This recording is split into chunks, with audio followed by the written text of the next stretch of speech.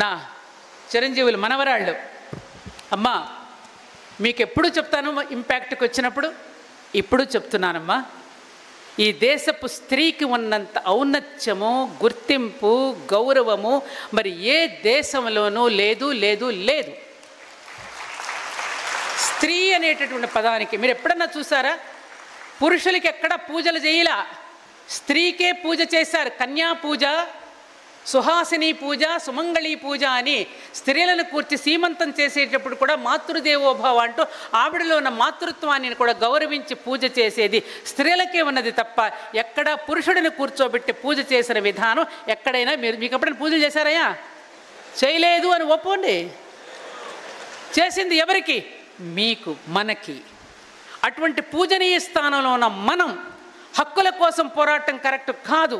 హక్కులు ఇస్తున్నది మనం, వాళ్ళకి హక్కులు అధికారాలు ఇచ్చింది స్త్రీ, పురుషుడు కాదు. ఆవిడ లేకపోతే ఈయన లేడు. అర్థమైందా అమ్మా? కాబట్టి మీరు సమాన హక్కులంటూ రోడ్లు పడకండి. ఈ పురుషుడి పట్ల కూడా మీరు బాధ్యత వహించండి. పురుషుడి పట్ల కూడా బాధ్యత వహించవలసింది స్త్రీలే.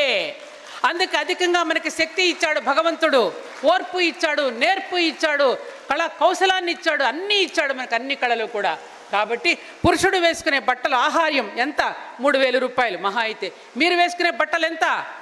ఒక్కొక్క జాకెట్కి 25,000 రూపాయలు. నగలు, నెక్లెసులు బోలెడని ఎవరు తెచ్చిస్తున్నారు? ఆ పురుషుడే మనకి ఇచ్చి పాపం సంతృప్తి పడుతున్నాడమ్మా. కాబట్టి పురుషుడిని గౌరవించి నేర్చుకోండి.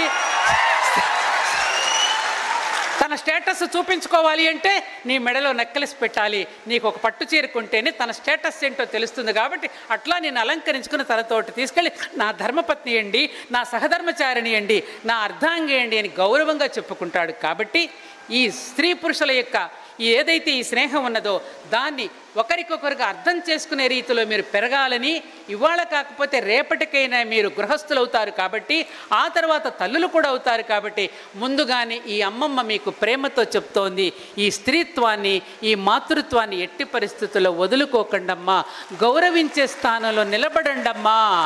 ఈ దేశపు